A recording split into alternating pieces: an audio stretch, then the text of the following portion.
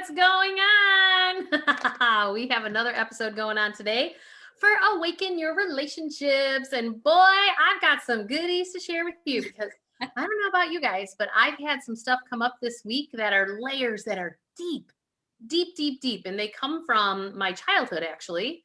I was really helpful. It was really helpful for me to make a phone call this week to someone who had helped me back in 2016, who really helped me recognize what my childhood wound was, or some of them, but my core woundings.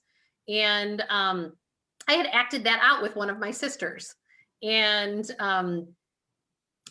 she asked me the question, she goes, this emotional tag is happening to you because who wasn't tagged out for you when you were a child? Like, if somebody was doing something that wasn't straight up or honorable, like who didn't get in trouble or tagged or set straight, boundaries were not held. And so that behavior kept happening.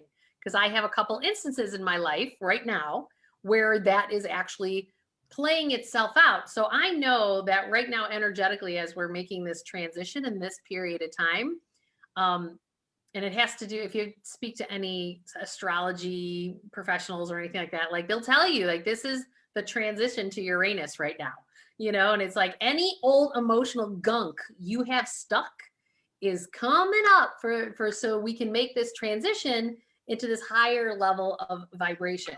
And so Rita and I were talking about it behind the scenes. So I thought we would just talk about it live because I think one of the best ways to do these things is to do them live so that you can see a real life, real experience that is happening so that you can get to the next place in your world as well. Because I know I'm not the only one dealing with old patterns that are coming up and you're like, oh, I thought this was gone. I thought I already dealt with this. Now, where does it go? So I know I just said a mouthful. Rita, any thoughts going through your mind? What's going through my mind is, you know, before we got on camera, I was, you know, giving like my core piece of advice on how we keep ourselves from acting out something and instead dealing with it. You know, how do we actually process through an emotion and not act it out in the rest of our life? Right.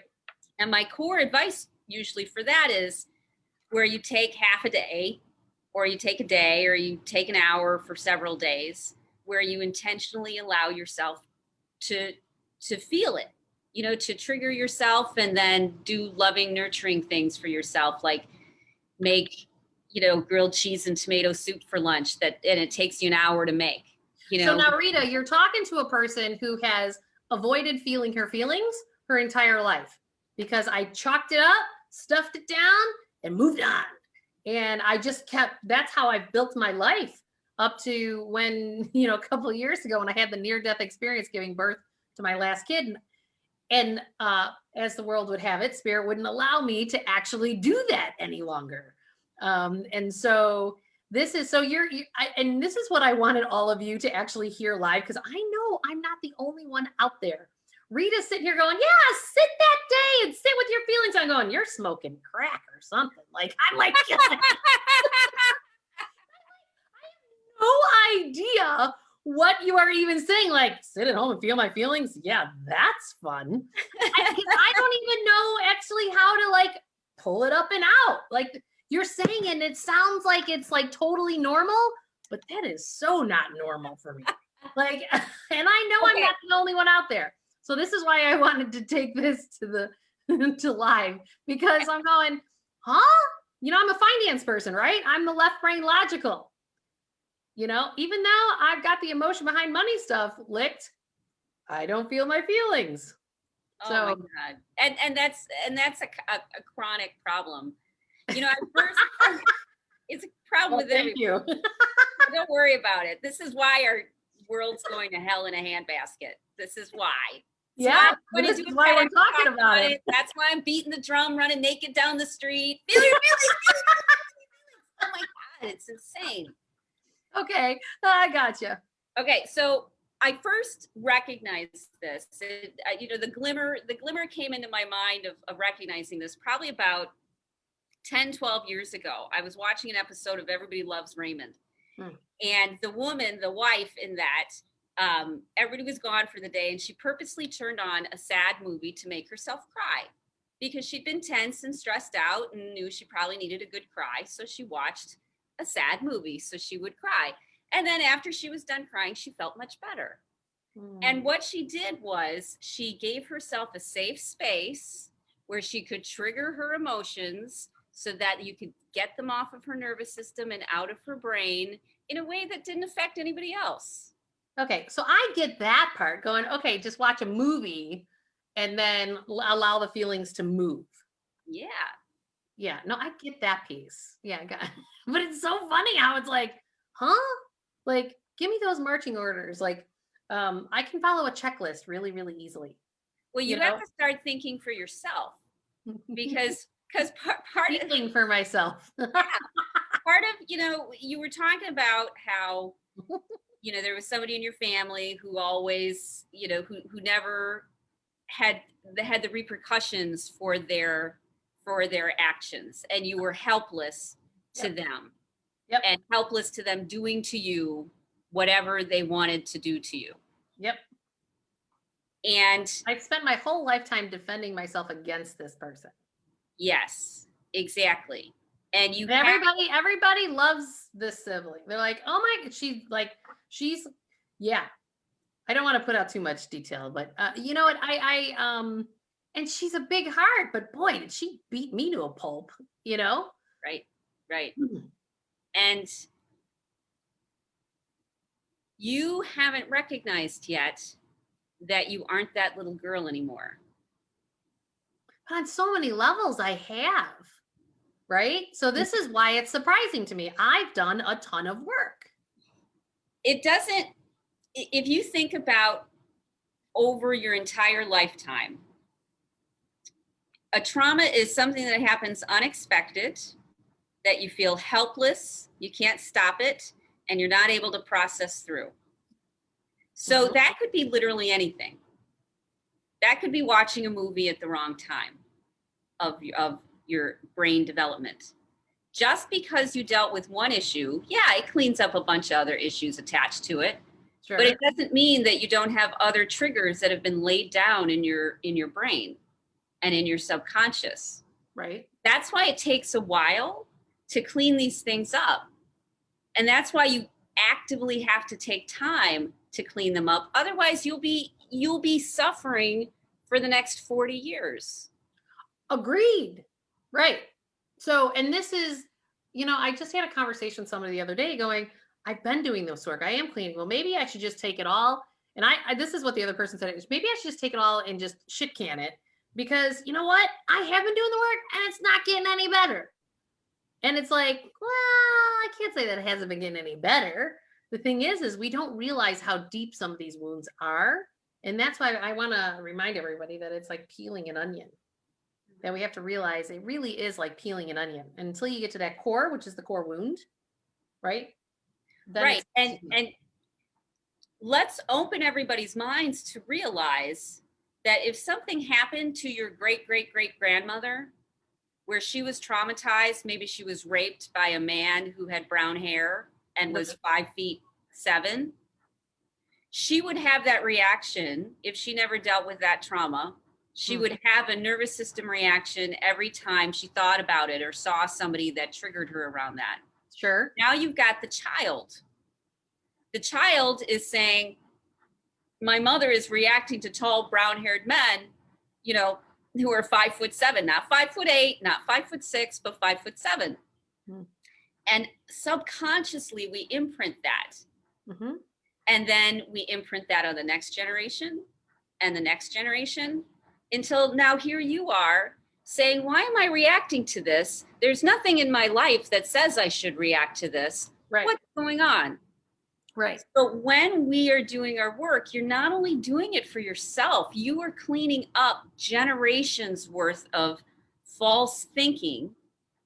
And instead of judging or figuring it out or why or what's going on, just accept that you have a trigger and reverse it.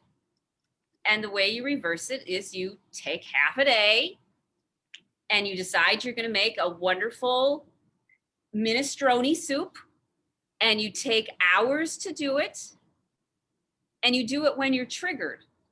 So you do something to trigger yourself, like remember, or you can wait for life to trigger you. And then you consciously make the choice to do something loving and nurturing for yourself, like you were supposed to get, or your great. This kind of tie in like how you've talked about before, where like the shaking when like you have sex, where it's like releasing the trauma, but you're replacing it with something that's positive and healthy. You're rewiring your brain. You're releasing the stress. You're recognizing that you're not that person anymore. You're getting present, and you're choosing instead to do something that's loving and nourishing. So in actuality, you know, here's this kid traumatized. Nobody loves them. Nobody sees it. Nobody knows what's going on. And you're going back and giving yourself what you needed. Until you get what you needed, it's not going to go away. Yeah.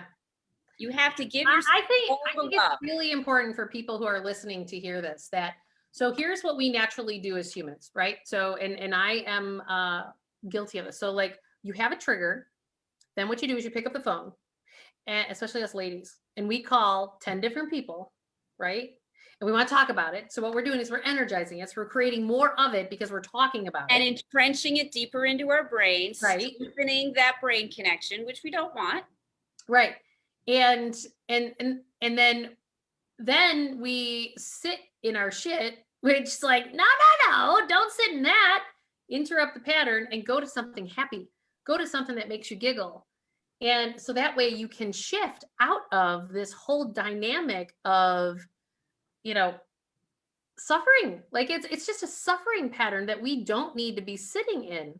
And that there's another layer then. And the layer is, many times we stuff it because we don't believe, most of our life, people haven't let us be mad. They haven't let us be angry. We've been shamed for it. We've been judged for having those feelings.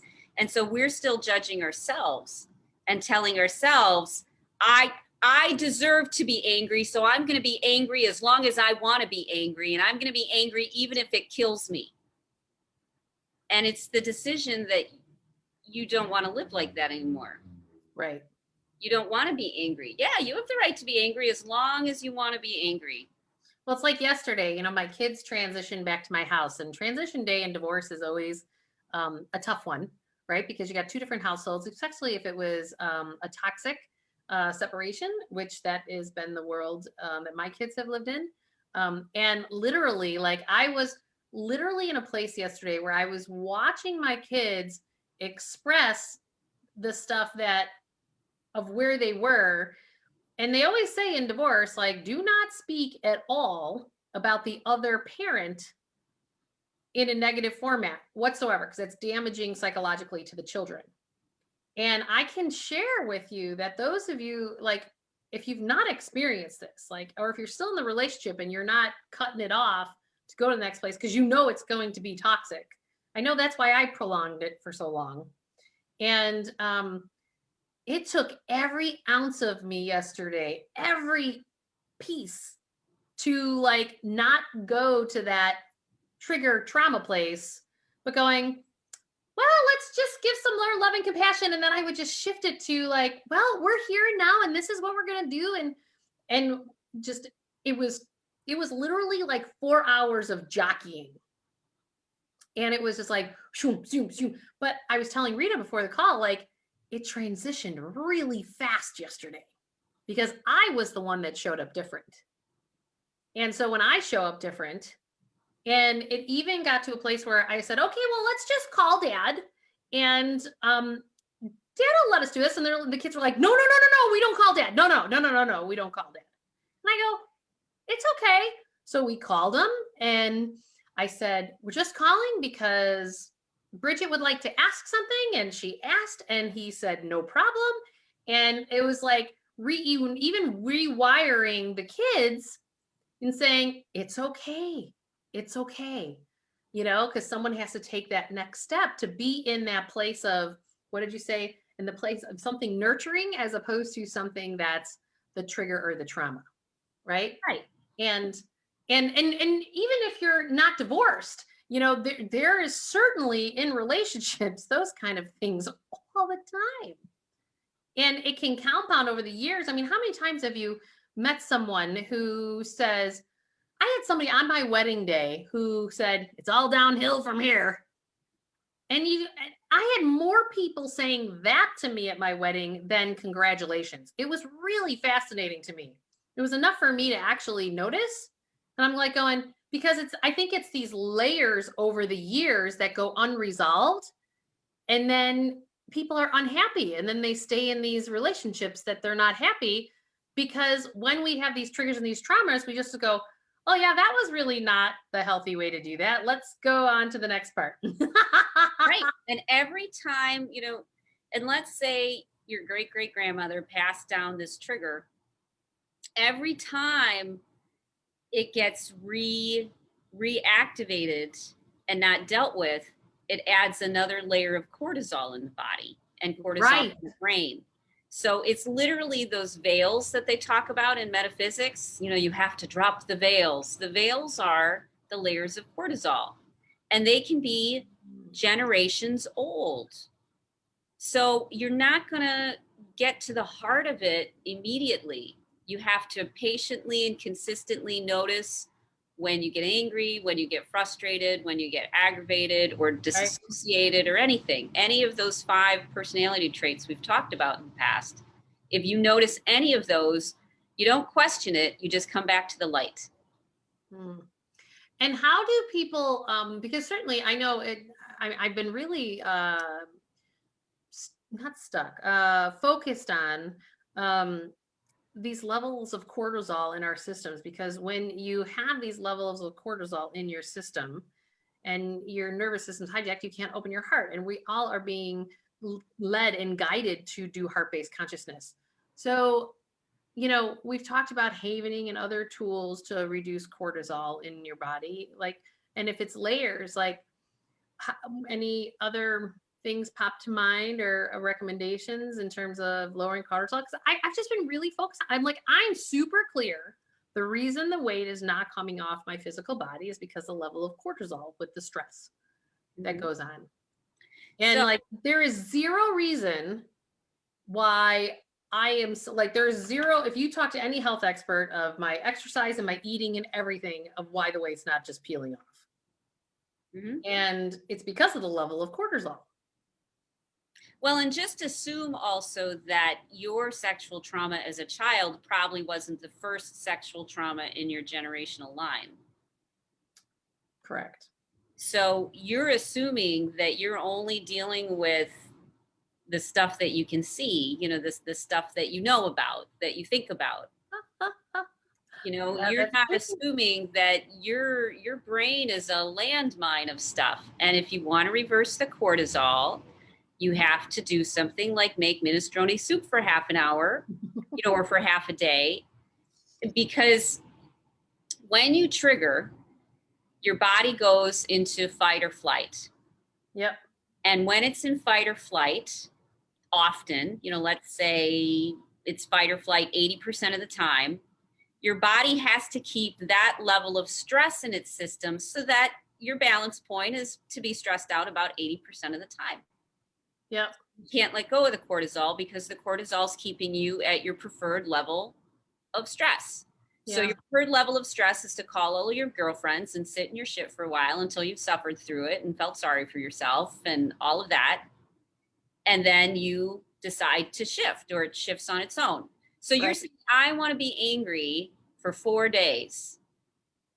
When you start shortcutting it and making the chicken noodle soup instead, your body says, oh, you don't want to be mad for 4 days? Well, then we better get rid of some of this cortisol that's been hanging around.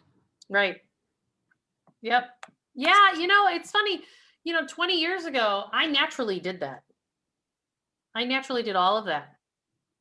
And, people would be like, you're always happy. I'm like, yeah, why not? And it's funny how it can last 4 days. I remember when it would last 4 days. Now it's just maybe an hour. It's not. So this is, I think, something else for people to recognize, that it's important to just know that if you're reducing the time period that you are staying in the state that you don't want to be, then you are in the right direction and moving. That's the way you're peeling your onion. And Exactly. it's very true. Like, we are, I have another teacher, his name is Elliot Eli Jackson, and his books and all of his teachings are all about that, the divine feminine, which is the heart, needs to lead the masculine, which is the mind. And he has challenged me through the years of, why are you not leading? Why are you not leading? You have this outcome in the relationship that you have because you were not leading. And leading as a female is not the same as leading as a male. So when I look back, that, so I am my dad's pride and joy. That's who I am. But dad tried to raise me as a son, but I'm a girl, right? And he even told me, God, you should have been born a boy. You're good at things. It's like, how does that wire? And so that's where a lot of my work has gone on. But when we are not leading in our feminine energy, so that's allowing, receiving, being more soft, collaborative, not competitive. So I did great. I was competitive. I was outgoing. I would break down barriers. Like, that's why I'm in finance. I knew how to plow through. Like, there's a bunch of guys in finance. I would go to a something that had like 1,000 financial advisors at it, and only like 2 would be women when I first started. Now it's up to about 12% of them are women, but it's like, it's a male dominated industry.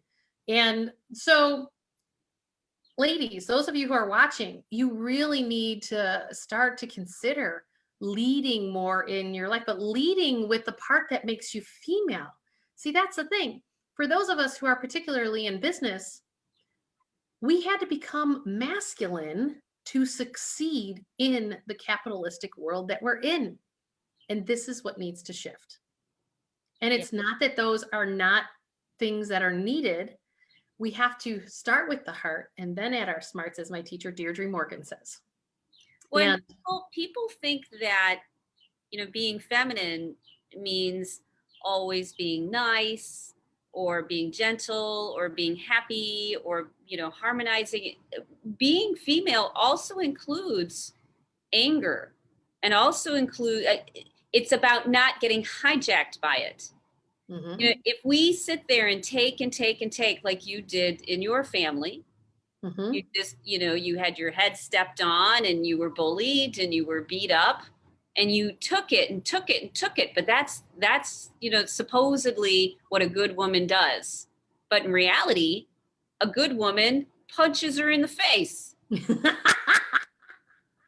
and says, I respect myself and I demand you respect me too. Yeah, well, so that is actually what was not a skill taught, was healthy boundary holding. So this is what my relationship has taught me, is that I need to hold extremely strong boundaries.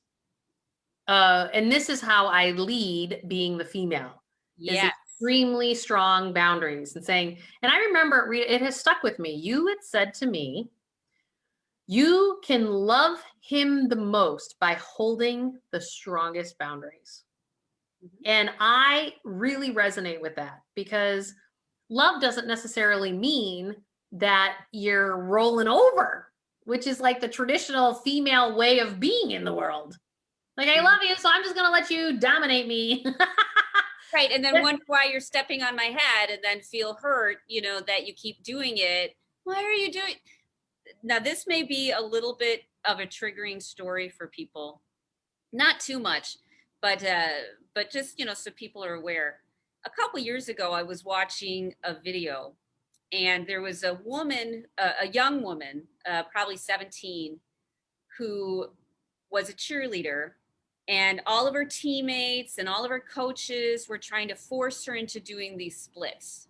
So they're on her shoulders, they're Oh, yeah. screaming her. Do you remember that one? Yeah. And, it went viral and it was all over the place. And my first reaction was, she's letting them, she's not standing up for her right to not to want to do it. Right? And how many times do us females do that?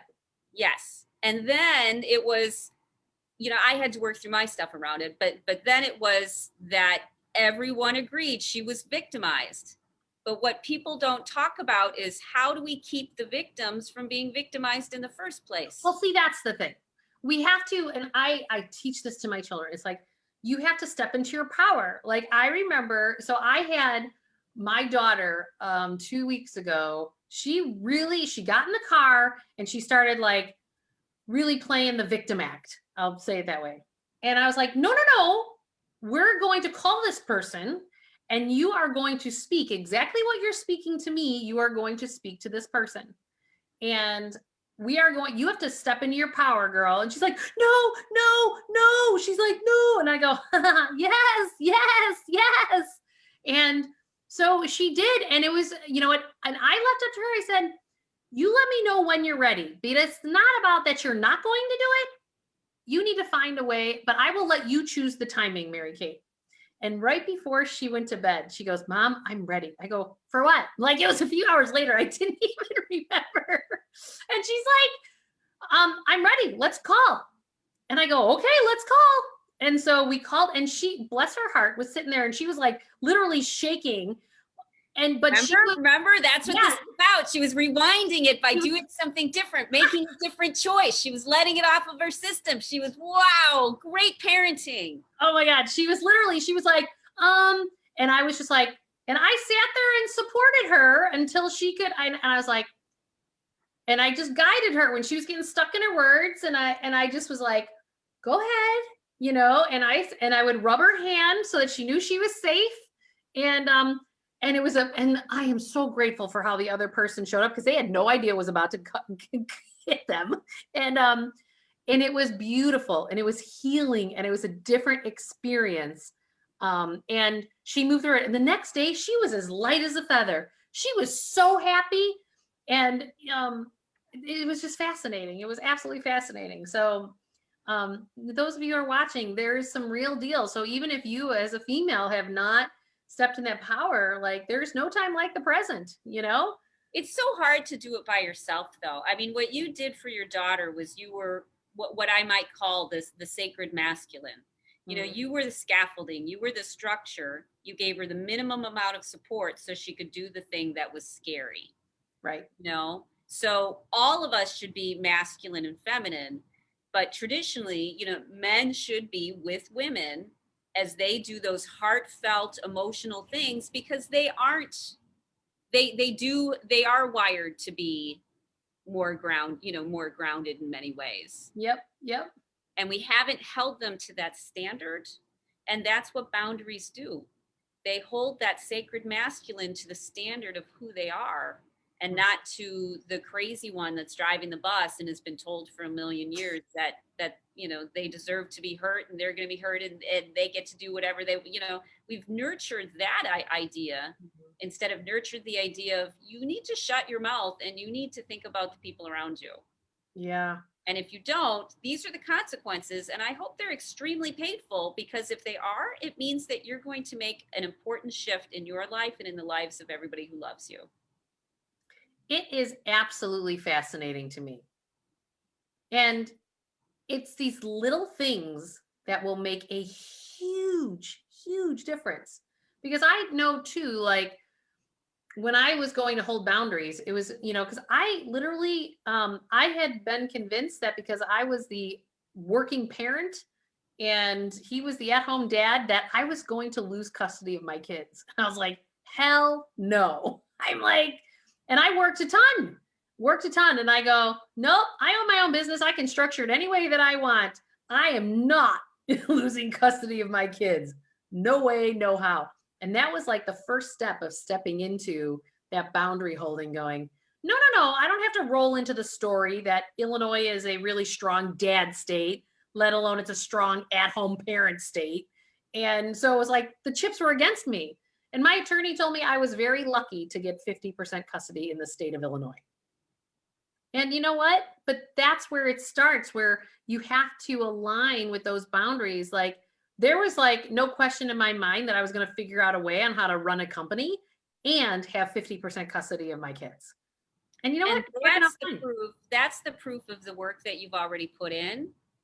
And so you've already, you know what you're supposed to be doing, but now you need to apply it to the deeper things. I mean, your ex just reminded you that you have felt helpless in some area of your life for a long time. That's all he did. He reminded you of your sister. Oh, he has been, I want to give a lot of gratitude actually to my ex-husband, because he is literally the key master to me getting to the highest level of. Isn't it exciting?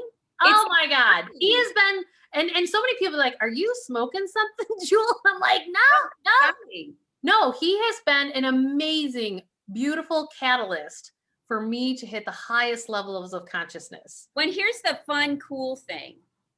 I'm so grateful people like that show up because they do things that on some level we're like, nope, I'm okay with this. I am perfectly okay saying these things and being this way, and being direct and being truthful and being honest. I'm very okay with it because on this side of the scale, you've done this. And this Right. little thing that I'm doing doesn't even, I'm Right. fine with it.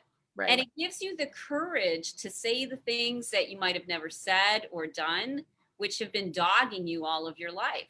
Right. Right. Yeah, it is fascinating. And you just have to be willing. It really does start with self-love and self-care. Mm-hmm. And the willingness. Even when you don't want to give it, even when you'd rather forget about how uncomfortable you are, you'd rather do something else, but take an afternoon off and be nurturing yourself. I mean, literally, I'm saying, Julie, go to the spa for half a day. Oh my gosh. But that's I go to this spa that is a Korean spa here in Chicago. Yeah, King Spa. Oh my God. Place in the world. I gotta tell you, every time, literally, like that's what I did. I had this whole we had another opportunity for more work to be done on my daughter's birthday last week. And literally I dropped her off and went straight to King Spa and spent the next 5 hours there. I'm like, yes, I'm just going to get this all out of my body. It's not sticking around. That's exactly what I mean. You're feeling your feelings. You're doing it in a way that's gentle and nourishing to you and kind. It's like you have to say, my poor body is suffering. It's been carrying this around for a long time. I'm going to do something that makes my body feel good. And I'm not going to keep feeding it by attaching some weird story to it, which probably isn't even true. I'm just going to go do something that feels good for me. And then we'll see where we're at. Because the wisdom and the insight always come on the other side of the emotion. Right. Because when you're emotion, you're literally in the wrong part of your brain. And you have to get into the right part of your brain by calming down and, getting a massage and going to the steam room. And you have to, when you're in that place, the solution appears. And you start to become you become smarter, you become more creative. Well, and what is that stat that you say that like when we are emotionally triggered, we lose 90% of our smarts? Yeah, so I don't know what the number is, but I mean, it's high. It's like you lose your logic. Because if you were, let's say, Jesus, or let's say the Dalai Lama, your head brain is connected to your heart brain, is connected to your gut brain. They're all talking to each other. The wavelengths are bouncing around in your head like this wonderful integrative symphony. Your body's moving forward in an aligned, integrated way. You see things, you see subtleties and nuances, from a higher perspective, and you can still feel. That's where you're going towards. Right. When you are in a place of fight or flight, anger, hurt, frustration, you are literally not in your right mind. You're not aligned. You're not integrated. You only have a tiny little piece of your brain that's giving you all the information. You're believing the crazy person who took over the bus and saying, yeah, you're right. I think you're right. I know you haven't showered in 3 weeks. I know that you have no cleanliness. I know that you're crazy, but you know what? I think you're the person I want to drive my bus. Oh, that's exactly it.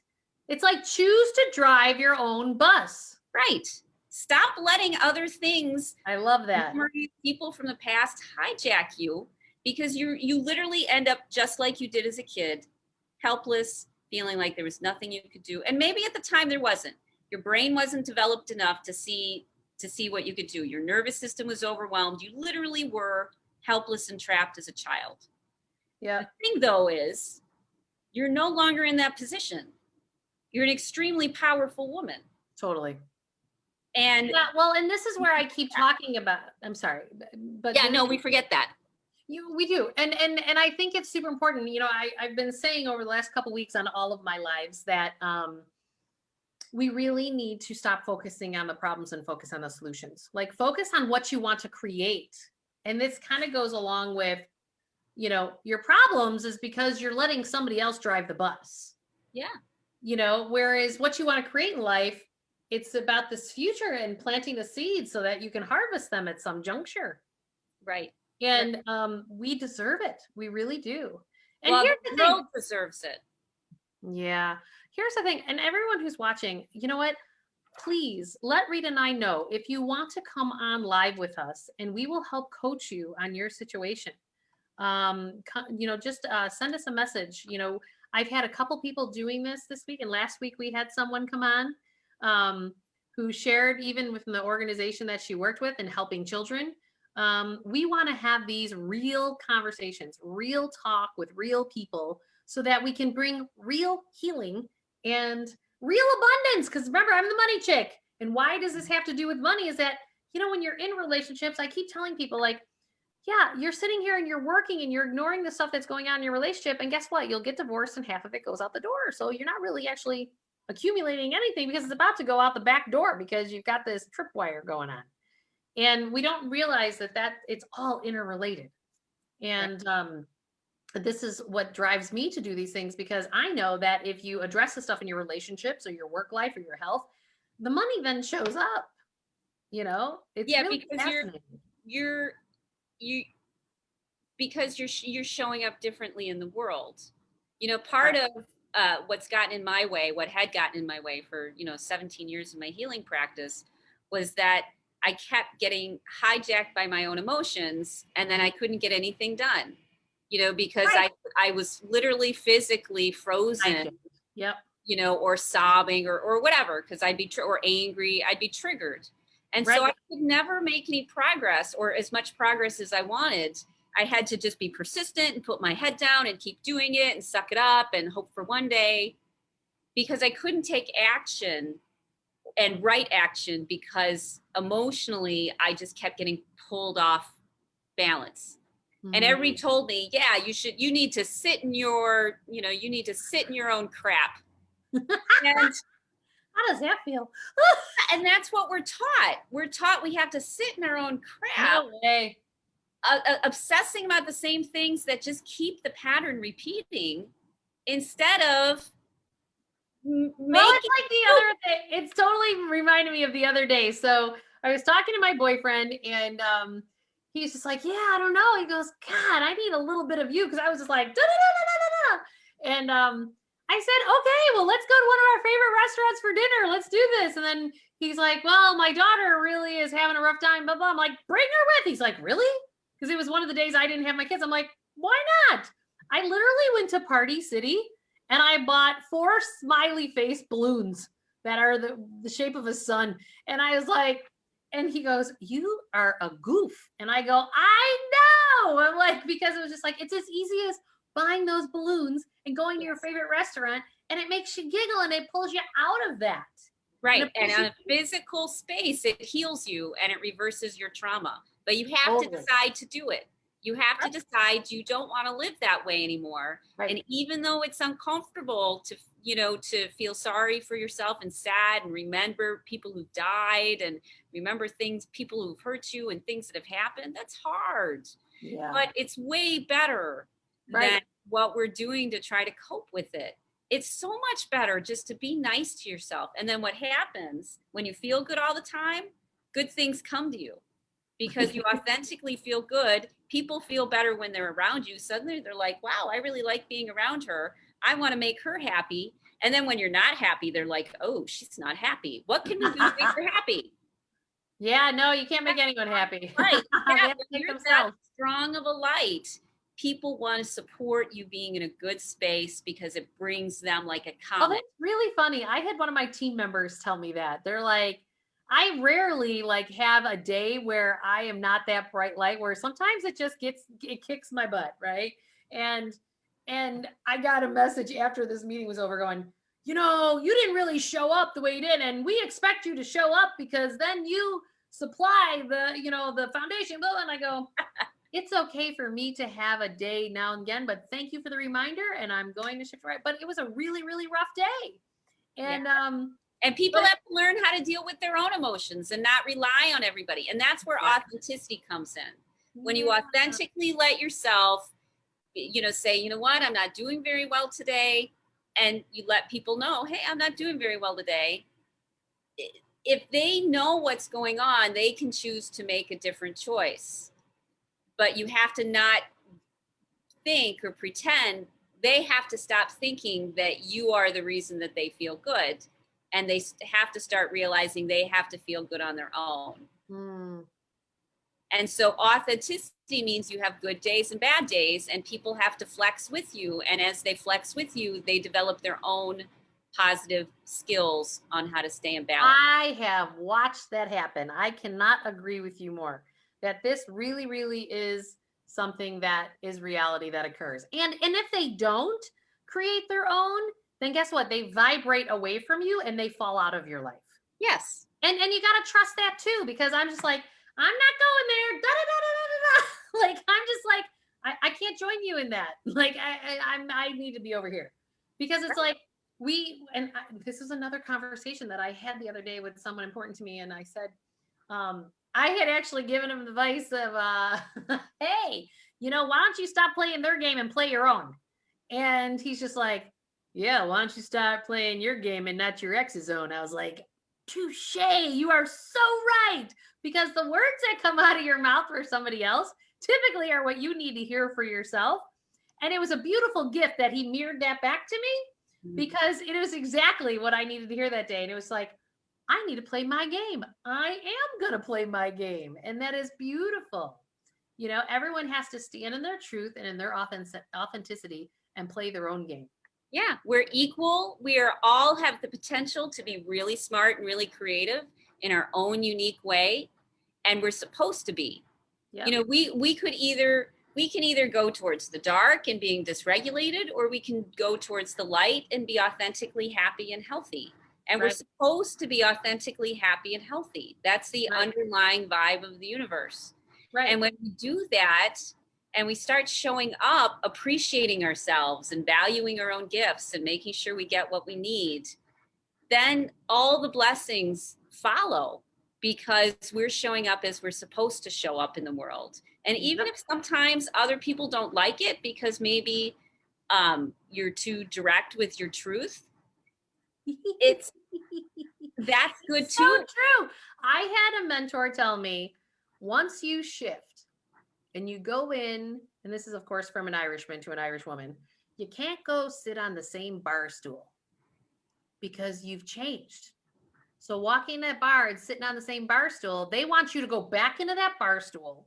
They want you to be exactly who you've always been, because that makes them feel more comfortable, because they're not willing to look at their stuff at this juncture. Exactly. And it's easier to try to control you. It's more comfortable to come from an angry place and try to control you than it is to feel the sadness or the misunderstandings or the hurt that they're carrying with them, that's underlying everything. And so you're doing them the greatest service you can by choosing to sit in a different bar stool before you have the meltdown. Right, exactly. Just don't play in their camp, play in your own camp.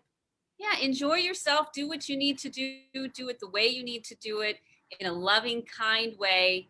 And if you make a mistake, maybe it's exactly the mistake that somebody needed, because they needed somebody to remind them not to be in their dark place. Right?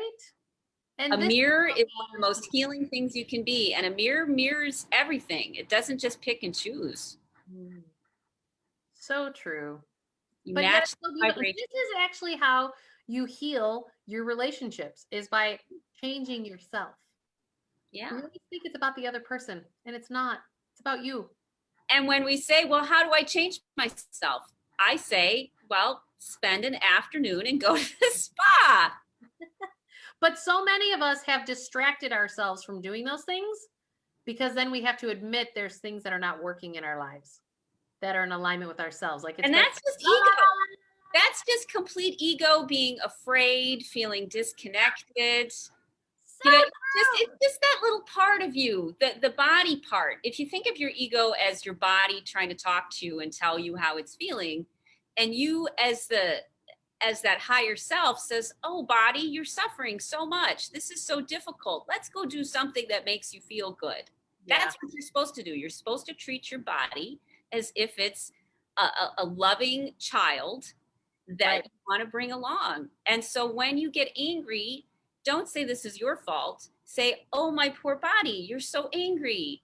Let's go do something that makes you feel good, like have a tea party. That's how you're supposed to handle it, is to love yourself, Totally. love your body, give it care, especially when it's hurting. And you know it's hurting because it's angry. TLC. It's beautiful. Yeah. Well, again, Rita, how do people find you? Because you are just a gift to the universe. Thank you. And I am super glad that I found you. And this is why I had to share you with the world. I really appreciate that. Well, you'll find me at ritahickmancoaching.com. And I work with women who are healing from narcissistic and toxic relationships. And that can include, I've started working with mothers of children who have been molested or are healing from their own child abuse. But I work with the mothers because typically the mothers have things that need to be addressed and cleaned up first.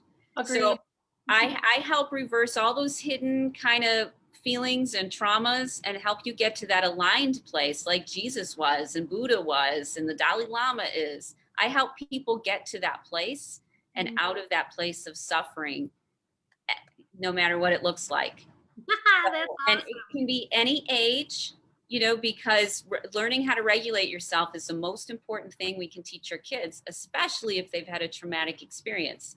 The faster they can regulate through it, then they don't have to spend 50 years and, $900,000 and, acting out these feelings or ignoring these feelings of the abuse that might have happened. And so instead, you're teaching them how to care for themselves, how to bring that feminine into their life instead of be in only the masculine. Yep. Or to feel helpless like you have in your past. Totally. Yeah, I completely agree. And you know what? You deserve it. So everyone watching, and please, if you could share this and like it, because we want to help thousands and millions of people. Because Yes. we know that there's only so many ways that it shows up, and you'll have your own story behind it, but this patterning is real and it's deep. And all we have to do is start to shine the light on it, and then people can heal. So There's one more thing I want to add. We're especially looking for women who are in positions of leadership of somehow, because this isn't just about healing yourself. When you come and you get support and learn how to regulate, you're leading everyone else you're connected to. So whether you're a leader in your family, whether your business or job, you own your own business, you're in a position of authority. If you can get yourself regulated and the support you need to get there, because it's so hard to do it by yourself, it's nearly impossible. If you can get there, imagine the ripple effects. We're looking to change the whole world. I honestly think that our next evolution of humankind is for the majority of the planet to be regulated so that we're able to access other consciousnesses and other realities that we aren't aware of because we're dysregulated all the time. right. Yep. I love it. Thank you again, Rita. Thanks, We'll Julie. see you all next week. See y'all next week, everybody. Bye. Bye.